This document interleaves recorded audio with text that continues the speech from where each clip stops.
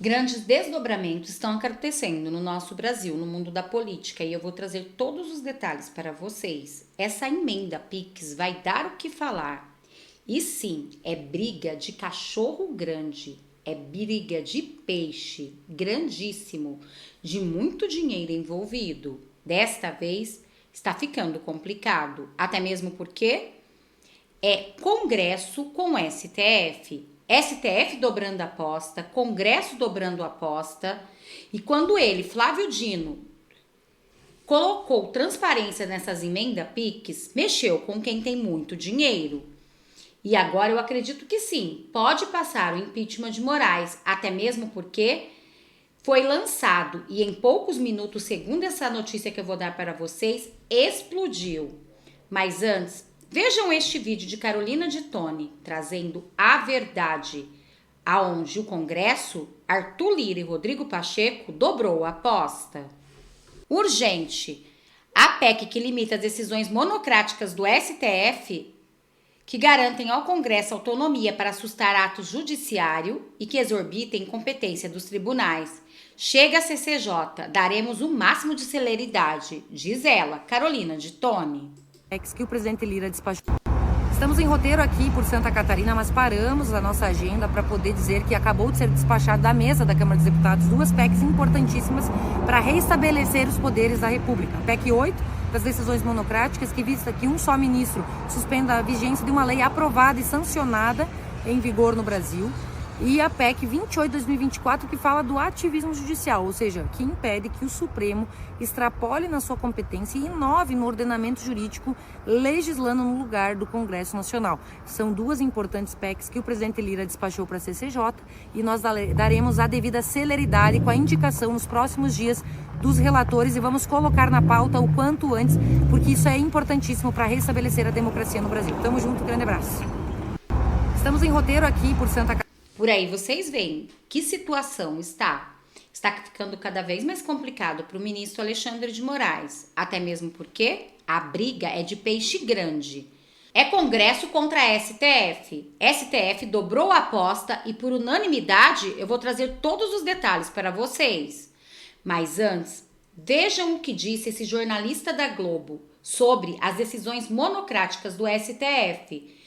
Quem diria que até na Rede Globo, Moraes e as decisões do STF seriam falado desta maneira? Gente, é surreal o que está acontecendo nesse momento no nosso Brasil. Vejam. A tentativa de limitar decisões monocráticas do Supremo é positiva, necessária e urgente. O Supremo fez a festa ao longo dos últimos anos com decisões monocráticas. E decisões monocráticas, exceto em casos especiais, habeas corpus, decisões monocráticas temporárias desse tipo, exceto nesses casos, são, na verdade, uma desmoralização do Supremo, porque o Supremo não é constituído por 11 tribunais, onde cada juiz tem poderes extraordinários. Não, o Supremo é um colegiado.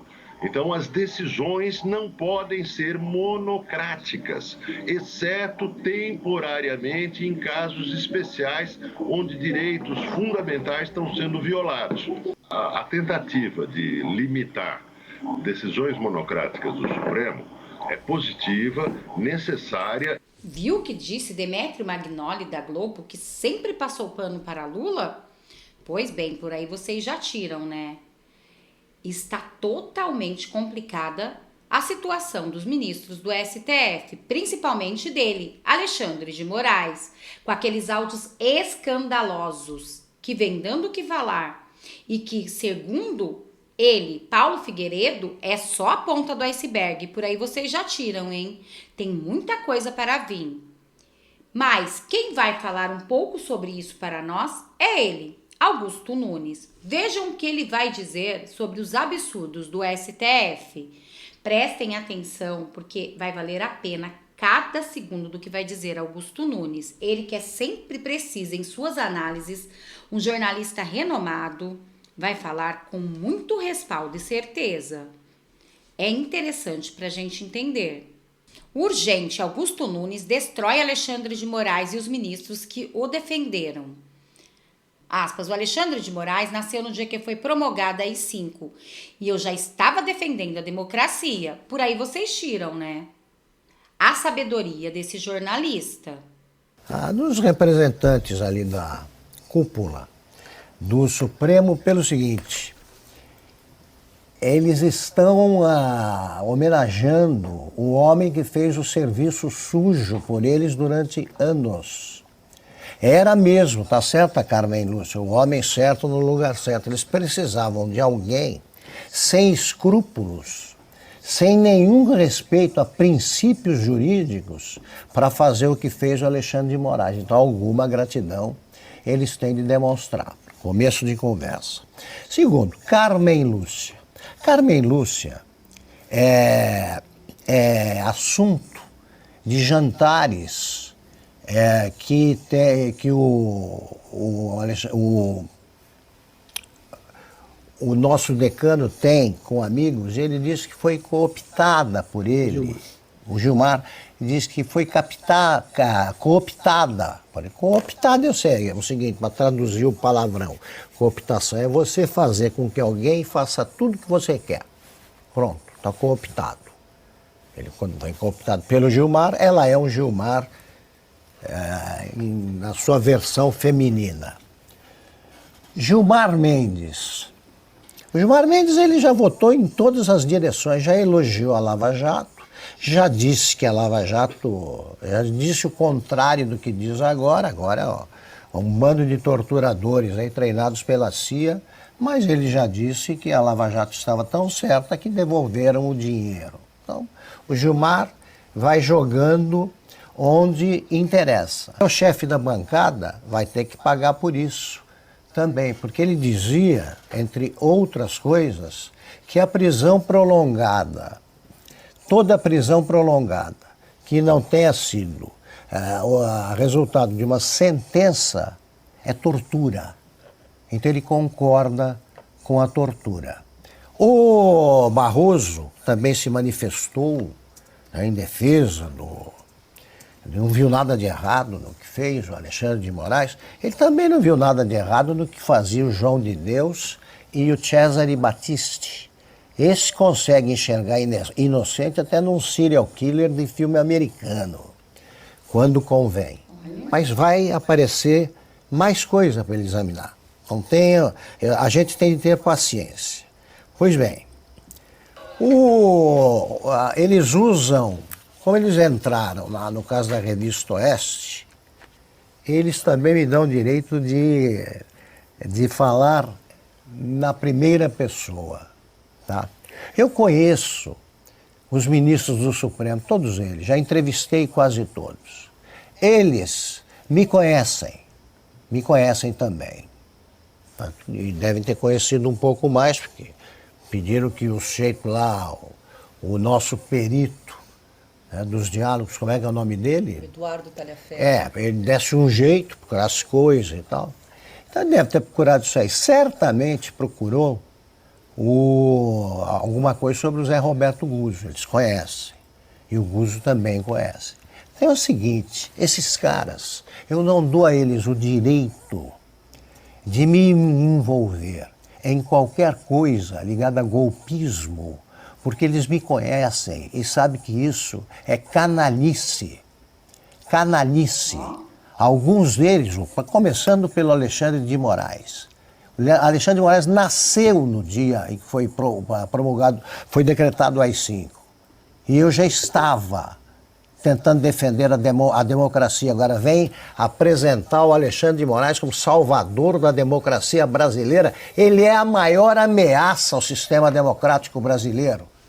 Pelo que fazia e pelo que fez sem que a gente soubesse e estamos descobrindo agora. Vocês viram, né? Aqui Augusto Nunes detonou, falou de todos os ministros do STF, um a um. E foi o que ele disse. Quando Alexandre de Moraes nasceu, ele já estava defendendo a democracia. Portanto, falou com toda certeza. E vocês viram, chamaram eles, aspas, segundo a fala dele, aspas, Canalice, fecham aspas. Bom, vocês concordam com a fala dele? Deixa aqui nos comentários. Mas, gente, ainda tem muita notícia para vir por aí. Olhem esta notícia. Explodiu em segundos o pedido de impeachment dele, o ministro Alexandre de Moraes. E eles estão mexendo com o Congresso. Vejam essa notícia. Urgente, Elon Musk destrói Alexandre de Moraes e diz que novas ordens para derrubar contas violam a lei do Brasil, Estados Unidos e Argentina. Aspas, essas ordens violam as leis brasileiras, argentina e norte-americana, fecham aspas. Até Elon Musk entrou na briga. Novos vazamentos sobre Moraes faz a Corregedoria de Polícia abrir investigação envolvendo o ministro.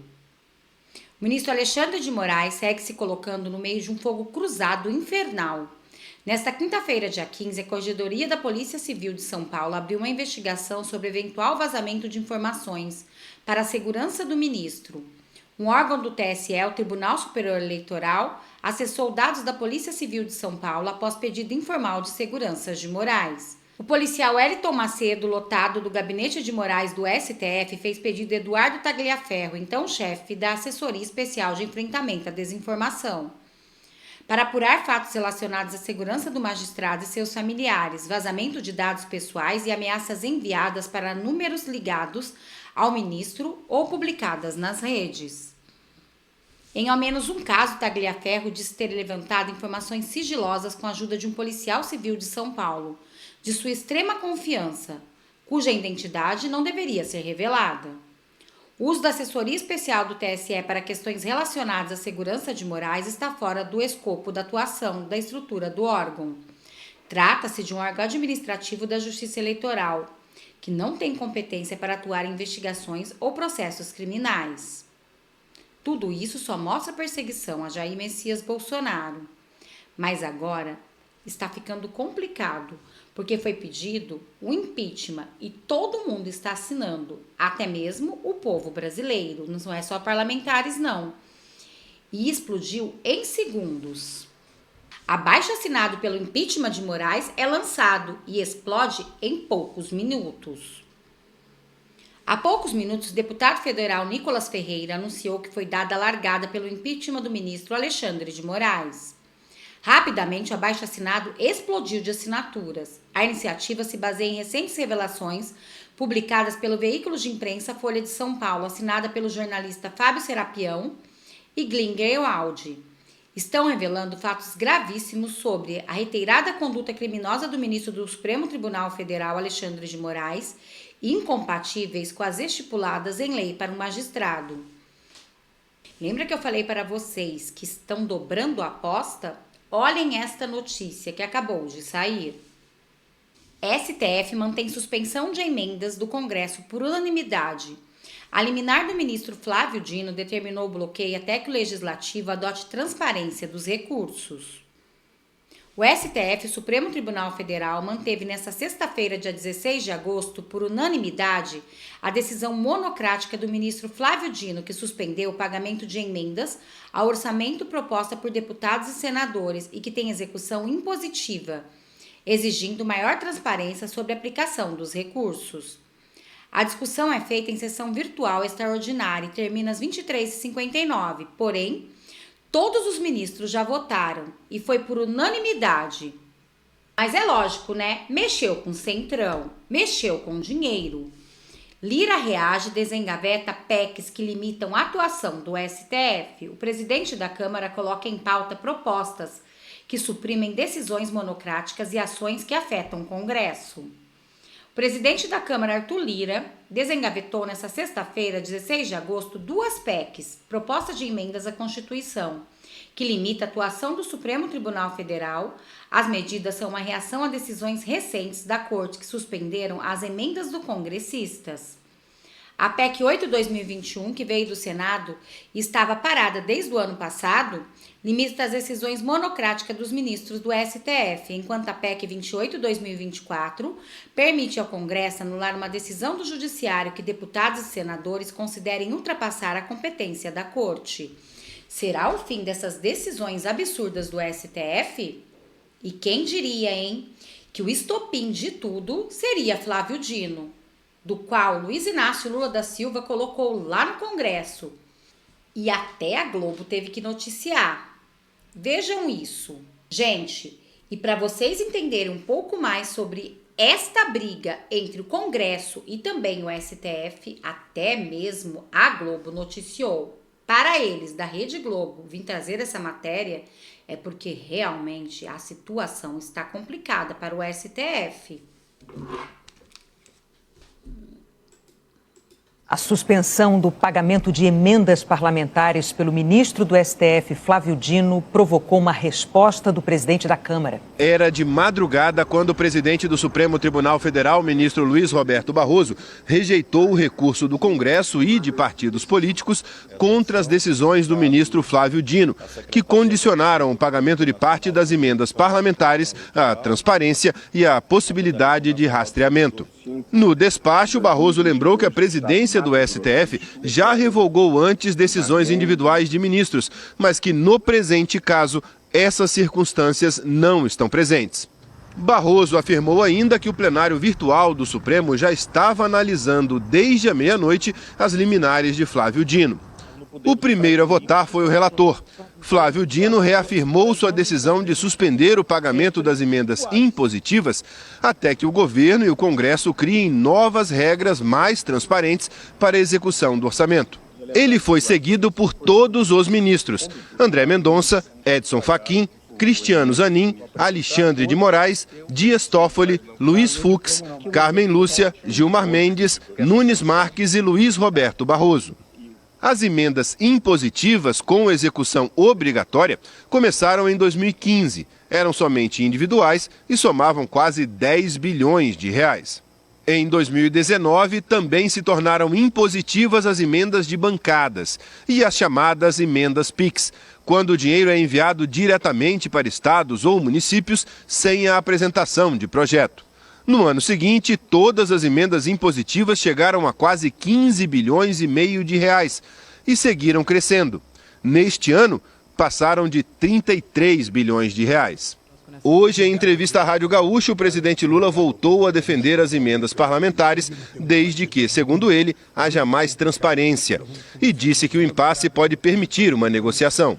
É normal que um deputado tenha o direito de apresentar uma emenda para fazer uma obra da sua cidade. Eu respeito isso e acho que é correto e justo. O que não é correto é o Congresso, ter emenda secreta. Não pode ser secreta. Vocês viram, gente? A briga está grande, hein? E vocês, o que acharam? Bom, enquanto eles brigam, é bom para a gente, né? Quem sabe até que enfim vai acabar essa ditadura que está acontecendo no judiciário. E quem diria, foi o que eu disse para vocês, né? Que o estopim de tudo seria Flávio Dino. Ele que é indicado por Lula. Bom, este foi o vídeo de agora. Muito obrigada a todos. Compartilha do máximo esse vídeo. Até o nosso próximo encontro.